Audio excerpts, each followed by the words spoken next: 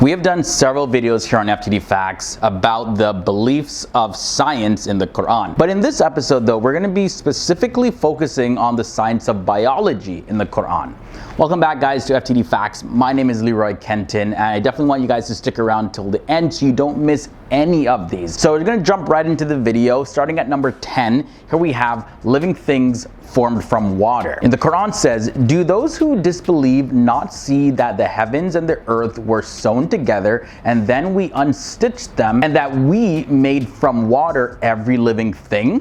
So will they not then believe?" And that's taken from Surah 21 verses 30.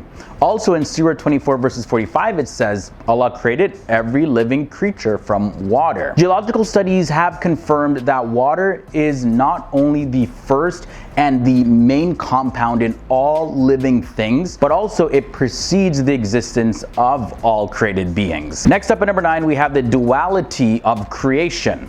The Quran specifically says, "And it is He who spread out the earth and set thereon mountains standing firm and flowing rivers, and the fruit of every kind He made in pairs, 2 and 2, male and female. He draws the night as a veil over the day. Behold, verily in these things are signs for those who reflect." This is taken from Surah 13 verses 3. Here we see things created in pairs. Now there's another verse in the Quran that says, "He who has made for you the earth like a carpet spread out, has enabled you to go about therein by roads and channels, and has sent down water from the sky. With it we have produced diverse pairs of plants." And that's taken from Surah 20 verses 53. The Quran has several verses like this. Another one as an example, "Glory be to Him who created all the pairs from what the earth produces and from themselves and from things unknown to them." And that's taken from Surah 36 verses 36. Moving on now to number 8, we're going to be looking at the female honeybee. Now check this out.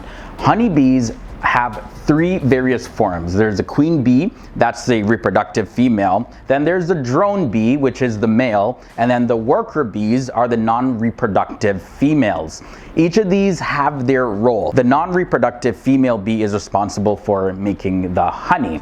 And that's what the Quran speaks about in Surah 16 verses 68 to 69. It says as follows, "Your Lord revealed to the bees, build dwellings in the mountains and the trees, and also in the structures which men erect. Then eat from every kind of fruit and travel the paths of your Lord, which have been made easy for you to follow.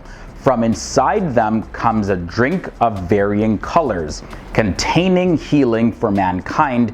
There is certainly a sign in that for people who reflect." So in this verse, the verbs build, eat, and travel, they're written in the female form in the original Arabic language. But while we're on the topic of bees and honey, we have to mention at number 7 that honey brings healing. In chapter 16 of the Quran is Surah Al-Nahl, and that is translated as the bees in English. In this chapter, specifically in verse 69, this is what it has to say. "Then eat from all of the fruits and follow the ways of your Lord laid down for you. There emerges from their bellies a drink varying in colors, in which there's healing for people. Indeed, this is a sign for those who reflect." So I pretty much just read that in the previous entry, but research now shows that antibacterial and anti-inflammatory properties are found in honey. It also helps against infections and in the regrowth of tissue when our body is healing.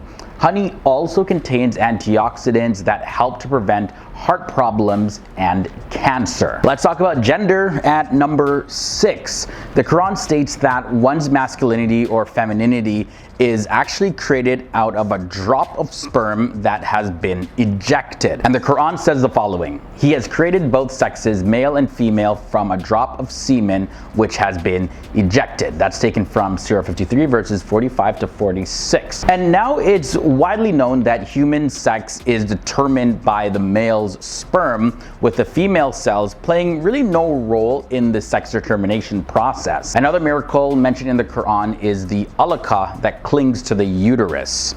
Now, the following is a passage from the Quran. It says, Then we formed the drop into an alaka and formed the alaka into a lump and formed the lump into bones and clothed the bones in flesh and then brought him into being as another creature. Glory be to Allah, the best of creators. This is taken from Surah 23 verses 14. Now, one thing to note is that the Arabic word alaka is used to describe leeches that cling to a body and feed off of the blood inside of the body. And it can be translated to mean a thing that clings to something. So comparing a leech to an embryo at the alaka stage, we can see that there's similarities between the two of them, not just in appearance, but also in function as well.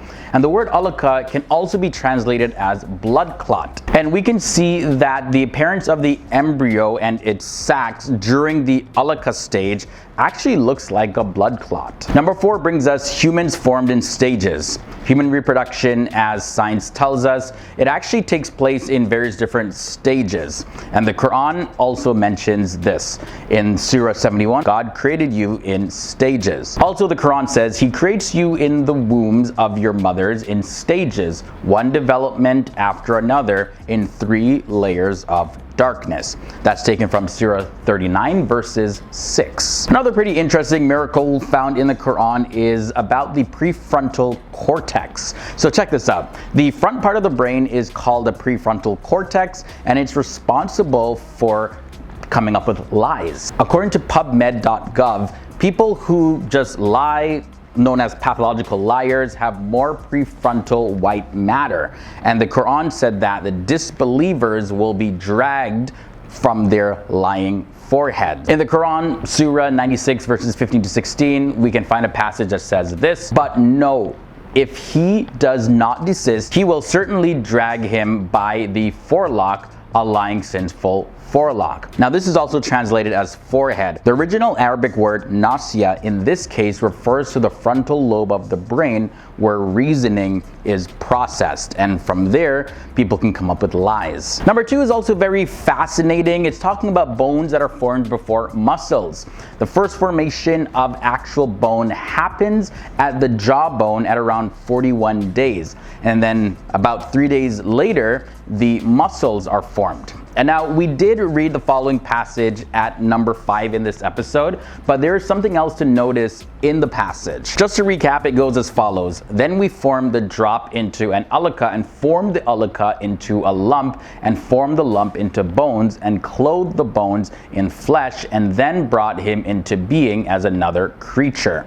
Glory be to Allah, the best of creators. So what we can also see in this passage is the sequential formation of bones and flesh. And to end this episode off, we are going to be talking about fasting and its medical benefits. The Quran does mention this in Surah 2 verses 184. It says, "O you who believe, fasting is prescribed for you as it was prescribed for those before you, that you may become righteous for a specified number of days. But whoever among you is sick or on a journey, then a number of other days. For those who are able, a ransom of feeding a needy person. But whoever volunteers goodness, it is better for him.